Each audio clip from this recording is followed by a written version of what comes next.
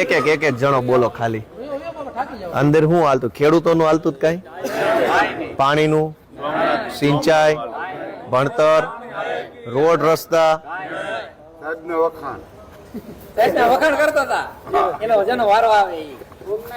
Helicopter મળ્યું મુખ્યમંત્રીનું, દેખાય છે ને? અહીંથી ઉડાડે, આનંદ. ચારે બાજુ કેટલી સારી વ્યવસ્થા છે. પબ્લિક 30 વર્ષથી મત આપે છે. પબ્લિક માટે કેવું છે અને પબ્લિક નો મત લેનારા માટે કેવું છે? હવે તમે એમ વિચારો કે લેનારાનો હાથ ઉપર હોય કે દેનારાનો? દેનારાનો. આ ઊંધું થઈ ગયું. મત દેનારાનો હાથ હેઠે છે, લેનારાનો ઉપર આવ્યો છે. પબ્લિક મત આપે, પબ્લિક ટેક્સ આપે, બે આપે, અને નેતા એ બે લે, તો નેતા લેનારો ગણાય, પબ્લિક દેનારી ગણાય. હવે દેનારા ભૂખે મરે છે, લેનારા સુખી થઈ ગયા છે. આવું એટલે થયું છે કે લોકોમાં જાગૃતિનો થોડો અભાવ છે. પબ્લિકને ખબર જ નથી કે આ બધું કેમ હાલે છે, કેમ કે કોઈ કહેતું નથી ને કોઈ બતાવતું નથી. આ તો તમે આજે અહીંયા આવીને ભાળી ગયા, હવે તમે વિચારશો કે હાલે લે હા તો આવું બધું છે. કઈક જોવો તો કઈક વિચારો. હા તમે ચારે બાજુ વ્યવસ્થા જોવો કેવી સારી છે. આખા સિટીમાં નહીં હોય. શું કામ? કોન્ટ્રાક્ટરોને સાહેબોને બે ખબર છે કે આ ખાડા પડે ને તો ઢીંઢા ભાંગી જાય. નહીં, અહીંયા તમે ગાંધીનગરની કોઈ પણ બજારે ફરશો તમને કોઈ રોડ મોળો નહીં જોવા મળે. ચોમાસામાં નહીં, ઉનાળામાં નહીં, ક્યારે 12 માસ અહીં રોડ સારા હોય. શું કામ? પૂરતો માલ વાપરે, પૂરતું મટીરિયલ વાપરે. સાહેબોને સહેજે ઝટકા ન લાગવા જોઈએ.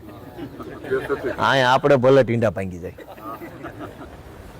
એનો અર્થ એવો થયો કે સરકાર ધારે તો સારું થઈ શકે એમ છે, પણ ધારતા નથી. અહીં પૂરતું ધારે.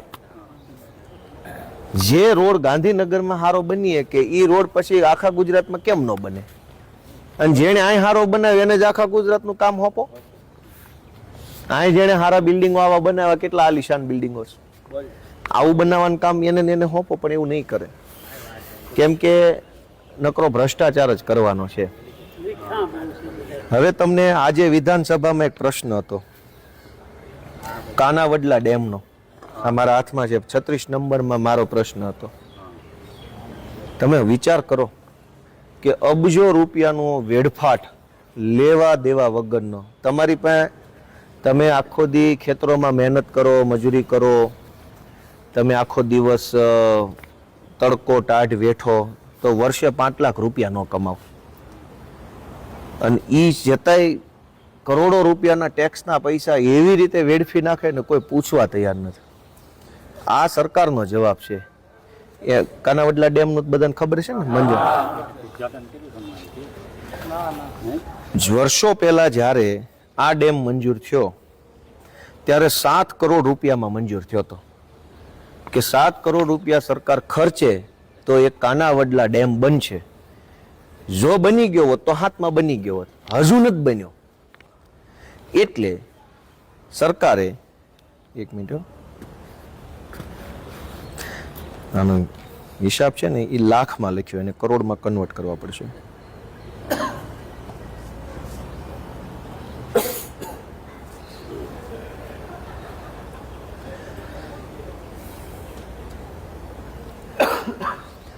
જે તે વખતે કાનાવડલાનો ડેમ 7 કરોડમાં મંજૂર થયો પણ બન્યો નહીં. એના જે કાંઈ કારણ હોય તે આજે મને લખીને આપ્યું કે સરકારે 48 કરોડમાં મંજૂર કર્યો છે ફરીથી નવેસરથી.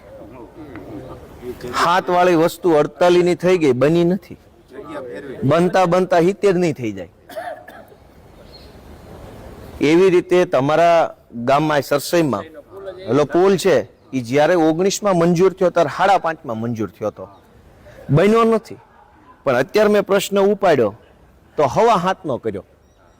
5.5 કરોડમાં 2019માં મંજૂર થયો હતો, બની ગયો હોત તો 5.5માં બની ગયો હોત, ગામ વાપરતું થઈ ગયું હોત ને જૂનોય થતો હોત. વગર બને 5.5 કરોડનો પુલ એ નવેસરથી મંજૂર કર્યો ને 7.5 કરોડનો થયો. હજુ બનતા મને એવું લાગે 10 કરોડનો થઈ જાય. એવી રીતે 7 કરોડ વાળે કાનાવડલાની યોજના બન્યા વગર જ અત્યારે 48 કરોડની થઈ ગઈ, બનતા બનતા 70-80 ની થઈ જાય. જુનાગઢથી ભેસાણના રોડમાં એવું થયું, શરૂ થયો હોય ત્યાં 10 કરોડનો હોય, પૂરો થાય ત્યાં 25 કરોડમાં થઈ જાય.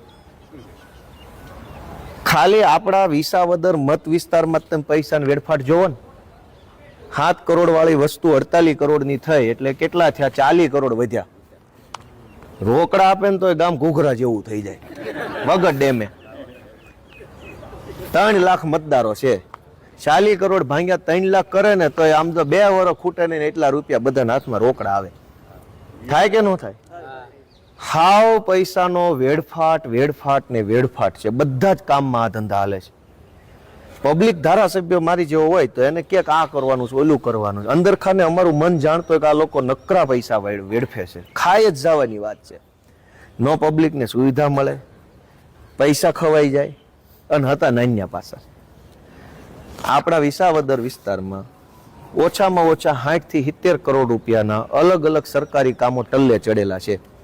મંજૂર થયું હોય ત્યારે 10 લાખનું હોય, અત્યારે 40 લાખ નક્કી કર્યા હોય તો પૂરું ન થયું હોય. જેમ કે કાલાવડ ગામમાં ગ્રામ પંચાયતની ઓફિસ બનતી જ નથી, મંજૂર થઈ ગઈ છે, એક લેવલ બનાવી દીધું છે, પછી 5 વર્ષથી બનતી જ નથી.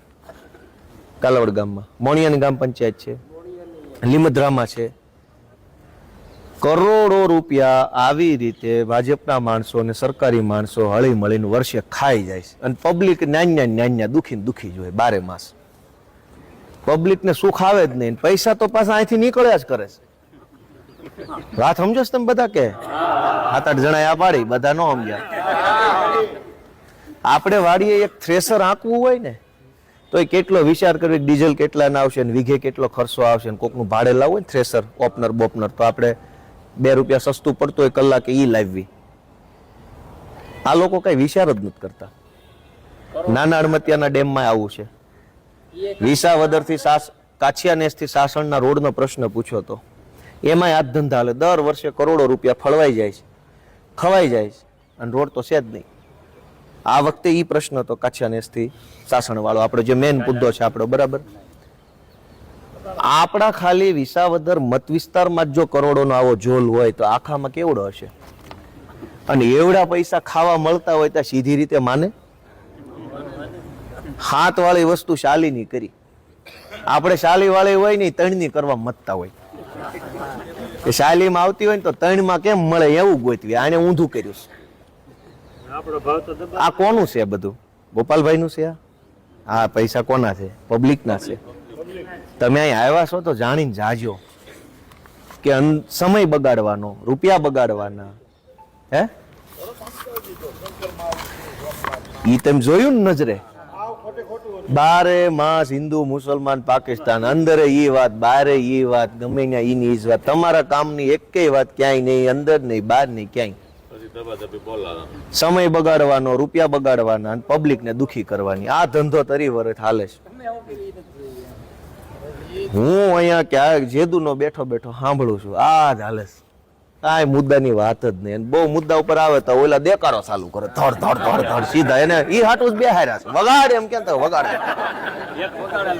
હા, માટ દાંડી એ કે માટ દાંડી એટલે તરત ધપ સોંટીસ પડવાની વાત. હે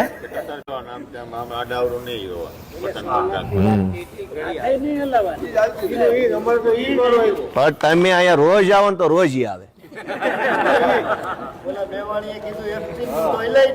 એફટીનમાં હલતા હશે તો દુઘાડ.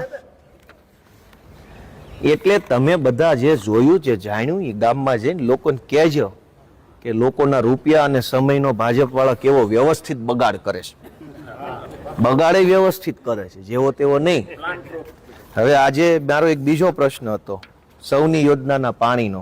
જોજો તમે, અમરેલી અને જુનાગઢ જિલ્લાના જે કાંઈ ડેમ હોય એમાં કયા ડેમમાં પાઇપલાઇન દ્વારા પાણી નાખવા માટે પાઇપલાઇન નાખી છે અને કયા ડેમમાં પાઇપલાઇન નાખવાની બાકી છે.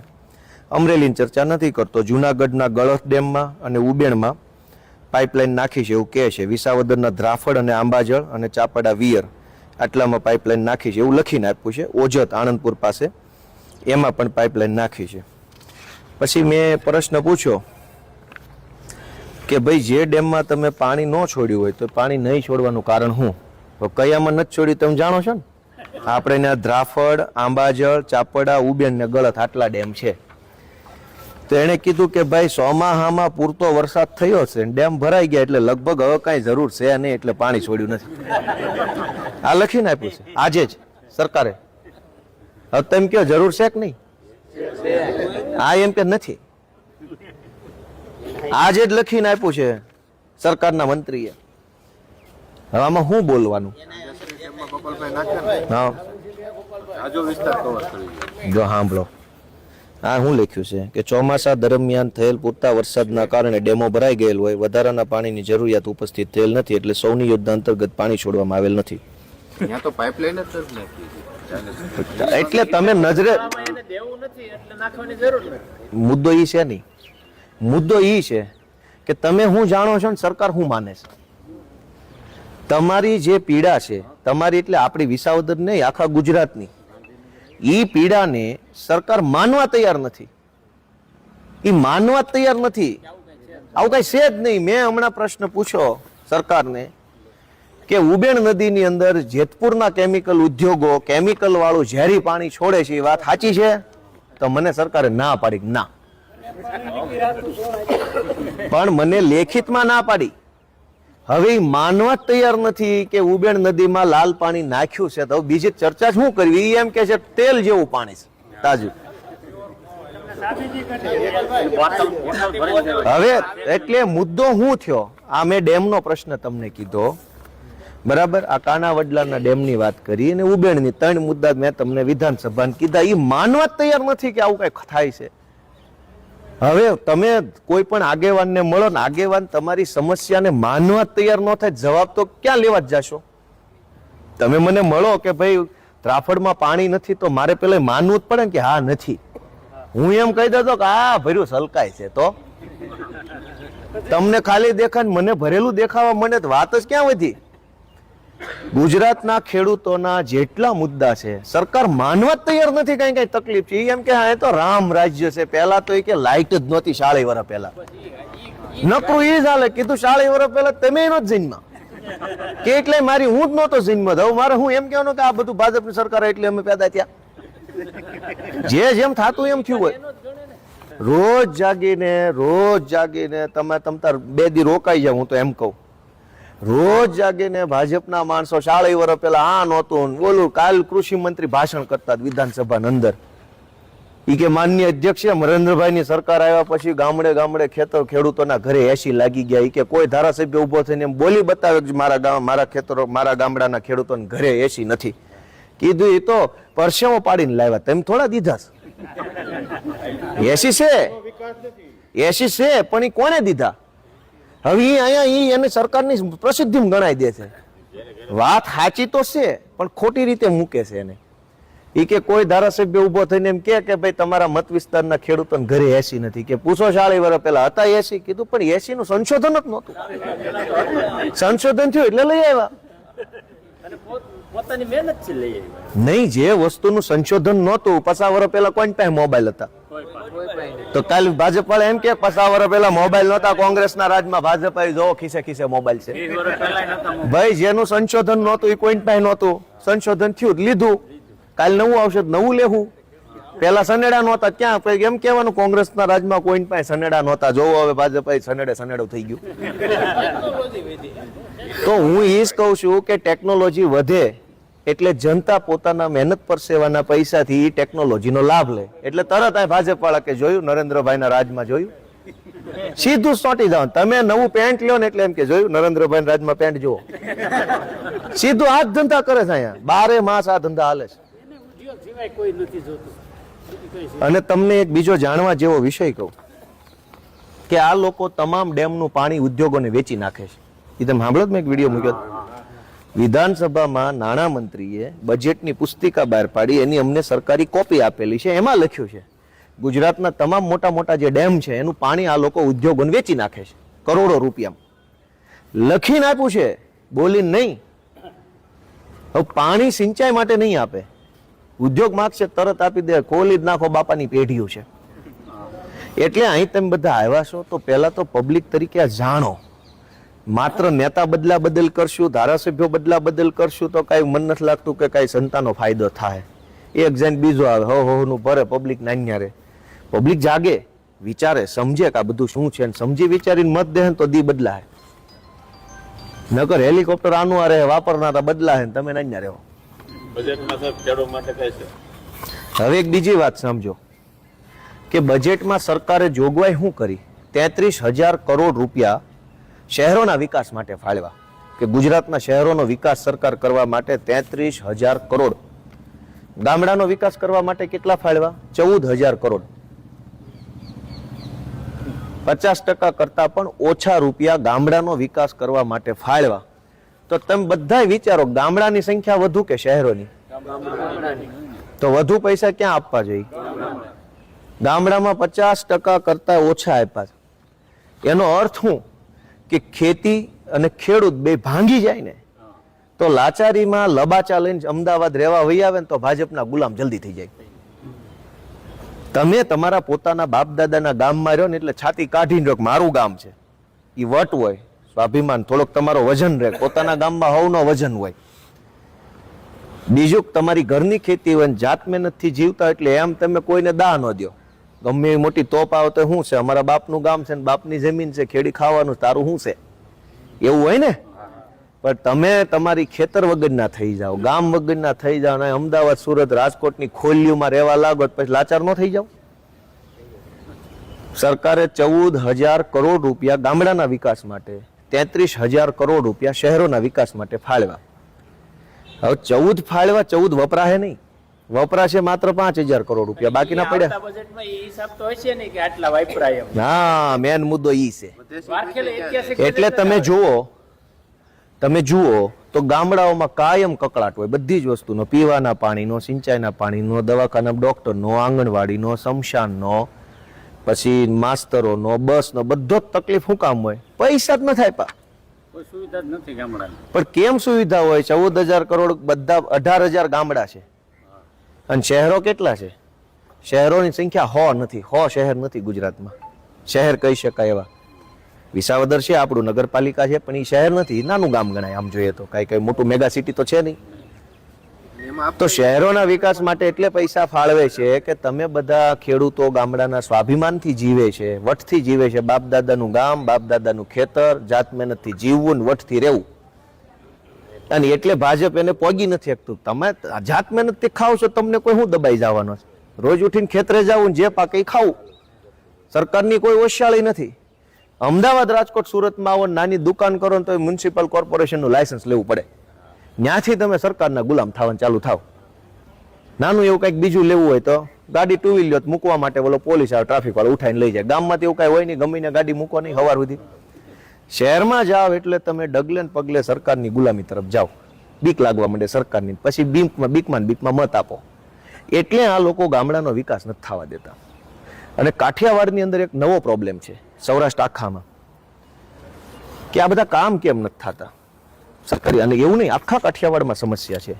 બધા ધારાસભ્યોને ખબર છે, પણ ભાજપના ધારાસભ્યોનું બિચારાનું કાંઈ હાલતું નથી. આખા કાઠિયાવાડમાં 50% કરતા ઓછો સરકારી સ્ટાફ છે. કોઈ પણ ઓફિસમાં, ગ્રામ પંચાયત, તાલુકા પંચાયત, જિલ્લા પંચાયત, પ્રાંત ઓફિસ, મામલતદાર ઓફિસ, વન વિભાગ, જીબી, પાણી પુરવઠો, ડેપો, તમે ગમે ને આવે નજર રાખજો. કોઈ સરકારી માણસ તમને મળે કાઠિયાવાડની સરકાર તો કેવો સ્ટાફ પૂરો છે એમ કહે છે, કાંઈ 50% કરતા ઓછો. તમે વિસાવદર મામલતદાર લ્યો, ધારી બગસરાની મામલતદાર ઓફિસ લ્યો, લાઠી બાબરાની લ્યો, ઉમરાળા, ગઢડા, વલભીપુર, તાલાળા, ગીર, ઉના, ગમે એ પંથકનું લ્યો, 50% કરતા ઓછો સ્ટાફ તમામ ઓફિસમાં છે. એનું કારણ શું ખબર છે? 2 કારણ છે. એક કે જેટલા લોકો સરકારી નોકરીએ લાગે છે ને કાઠિયાવાડમાં કામ નથી કરવું. શું કામ? તો કે કાઠિયાવાડની લોકો બેકવર્ડ માને છે, પછાત માને છે, કાંઈ કામ કરો કાંઈ મળે નહીં. એટલે બધાને અમદાવાદ, સુરતમાં કામ કરવું છે, ઉત્તર ગુજરાતમાં ને બધા હારે જ્યાં પૈસા મળે ને એવી જગ્યાએ કામ કરવું છે. કાઠિયાવાડના અંતરિયાળ વિસ્તારોમાં કોઈ નોકરી કરવા તૈયાર નથી. એટલે આપણે ત્યાં કાયમ સ્ટાફ ઘટ્યા કરે. બીજું કારણ કે આપણા નેતામાં કોઈ દમ નથી. સરકારને દમ મારીને કહીએ કે નોકરી કાઠિયાવાડમાં ન કરી હોય ને ડિસમિસ કરો, ઘર ભેગી ન કરો. કર્યું હોય તો ભાઈ તારે વિસાવદરમાં, તાલાળામાં કે બીજે ઉનામાં, સુત્રાપાડામાં ગમીને કરવી પડશે. સ્ટાફ જ પૂરો ન હોય કામ કેમ થાય?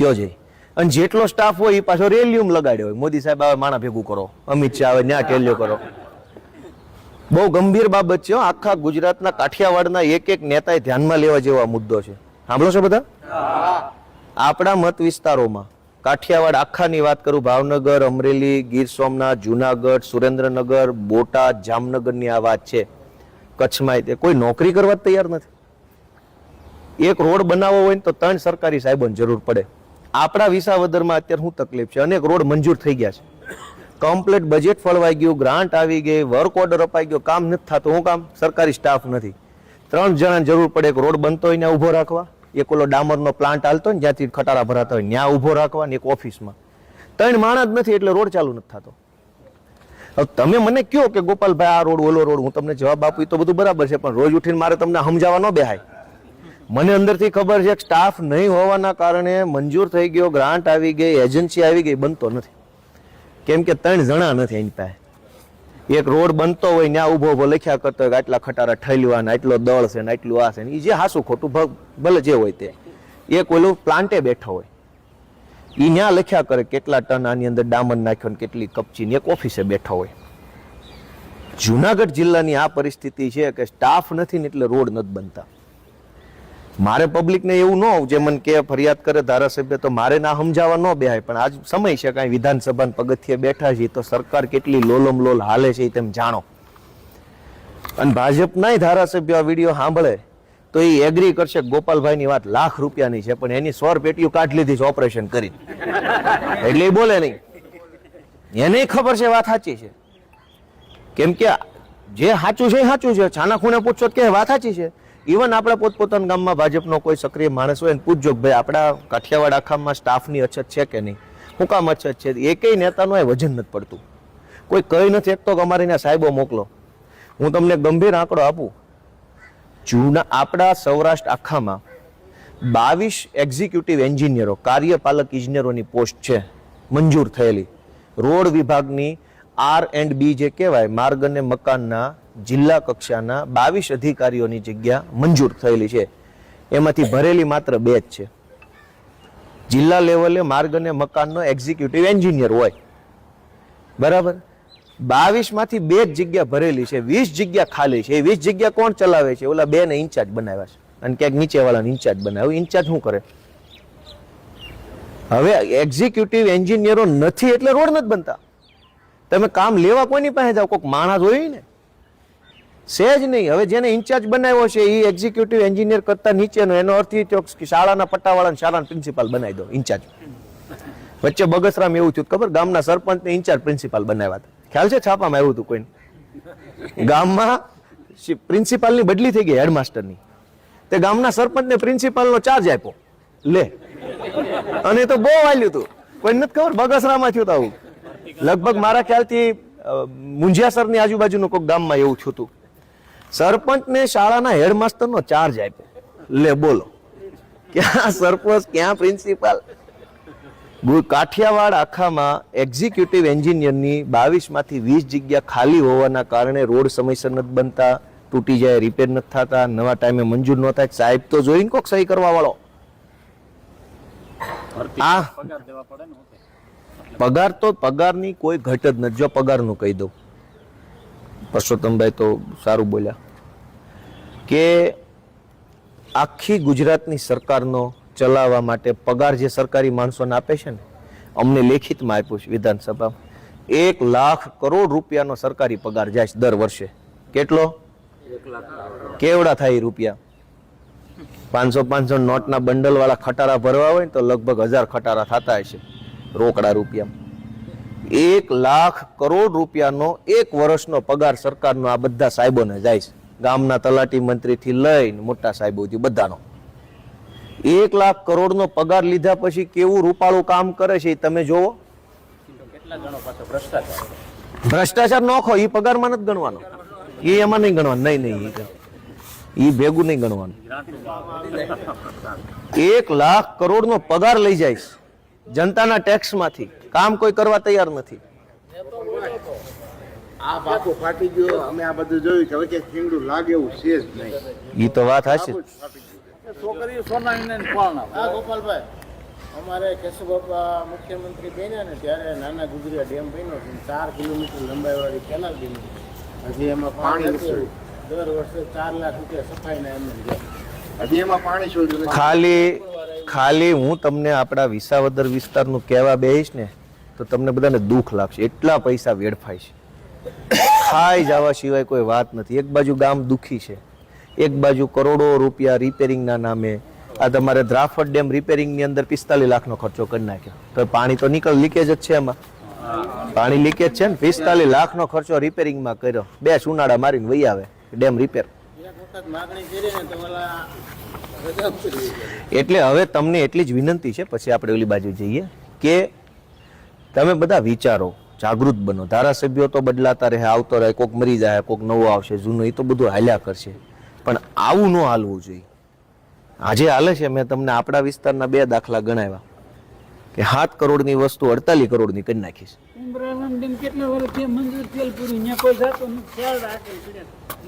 એટલે હવે તમે બધા એમાં થોડુંક વિચારો, જાગૃત બનો. જે જોયું એ અહીંયા જે કાંઈ પણ સરકાર બેઠી છે એ સરકારનું કાંઈ હાલતું નથી. બધું જ હિન્દી ભાષી અધિકારીઓના હાથમાં વહીવટ છે, અને એને ને આપણા મલકની સંસ્કૃતિને કાંઈ લાગુ પડતું નથી. હારા સમજતા જ નથી કે આપણે શું સેવી, અને ગુજરાતી માણસનું કાંઈ ઉપસતું નથી સરકારમાં. આ વાસ્તવિકતા છે. એટલે જ બહાર ના લાવે છે કે આપણે એની યારે કાંઈ હરખા ગોઠવાય ન એકવી, એ આપણી યારે ભળે નહીં. આમ વિષય છે. બીજું કોઈ કાંઈ કેવું હોય, હું જોયું કાંઈ અનુભવ કેવો હોય તો કયો ઘડીક છે, કોઈને કાંઈ અનુભવ કહેવા જેવું? આ વીજ લાઈન ના તાર તૂટે છે બહુ, ખેડૂતોના ઘઉં હળગી હા. ગયા. 2-3 ના હમણાં માંગરોળ તાલુકામાં એક આપણા મેવાસામાં મિલકા પાસે 20 વીઘાના ઘઉં હળગી ગયા 2 દી પહેલા. કોઈ તાર બદલાવેલી 20 વર્ષ પહેલાના હોય, જૂના ગળી ગયેલામાં કેબલ વાયર નાખવાનું. હવે તમને બધાને બીજી એક માહિતી આપી દઉં કે ધારો કે ઘણા કંઈક તાર હડેલા છે, ભાઈએ 100 વારિયા પ્લોટનું કીધું, તમે બળતરનું કીધું. આપણે વિસાવદર ઓફિસ ખુલ્લી છે, બધાને ખબર છે ને. એ તો કોઈ પણ પ્રશ્ન હોય તો તમે આવો પહેલા તો, કેમ કે મને તો અમથી બધી ખબર કેમ પડે કે ક્યાં શું ચિત્ર છે. હા, તમે આવો, વાત કરો તો કંઈક ખબર પડે. એ બીજી વાત કે 100 જણા 100 પ્રશ્ન લઈને આવે, 100 પ્રશ્નમાં આપણે કામ કરીએ ત્યારે 10, 15, 20 પ્રશ્નોનું નિરાકરણ આવે. પણ 100 પ્રશ્ન આવે જ નહીં તો નિરાકરણ એકેયનું ન આવે. કેમ કે આપણે ત્યાં અનેક એવા વર્ષો જૂના પ્રશ્નો હતા, એનું ઘણા અંશે નિરાકરણ ધીમે ધીમે આવ્યું છે. અને એ જેના ગામમાં આવ્યું છે એને ખબર છે. હું જાહેરાત એટલે નથી કરતો, નહીતર ભાજપ વાળા વટકે પાછા અને બધું તલે ચડાવે. એટલે હમણાં પણ તમને બધાને વિનંતી છે કે ઓફિસ ખુલ્લી છે 12 માસ, રવિવારની રજા સિવાય. તમે કાયમ આવો, કામ હોય તોય આવો, ન હોય તોય આવો, આંટા ફેરા મારતા રહ્યો. વિધાનસભામાં મને જેટલા પુસ્તકો, ચોપડા, પ્રશ્નો બધું અહીંયા મૂકો, વાંચવા આવો, મુદ્દો હોય લઈને આવો. ક્યારેક કામ ન પણ થાય એવું બને, પણ પ્રયત્ન તો કરી જ શકાય. પ્રયત્ન કરવામાં કાંઈ મને તકલીફ હોય નહીં, પણ તમે મને કહેતા રહો સમયે સમયે, તો એના 100 રસ્તાઓ છે. મને ન ખબર હોય તો કોઈ એનો રસ્તો તો કેમ કરવાનો, બરાબર? એટલે અને આ ગામમાં જે મેન આગેવાન હોય આપણા કાર્યકર્તા, એનું ધ્યાન દોરતા રહેવું, ક્યારેક ઓફિસે આવવું, બરાબર? આવો વિષય છે. તો બીજું કાંઈ હોય તો કયો, નકર પછી ઓલી બાજુ જાય ખવડા મોઢે. આ અવળું છે. હવે તમે જોવો, હેલિકોપ્ટર હંતાડીને રાખ્યું, વાહે રાખ્યું છે, ગેટ ઓઇલ કરશે. હું ગામ ભાળી ન જાય, કાંઈ જલસા છે ને વાહે છે.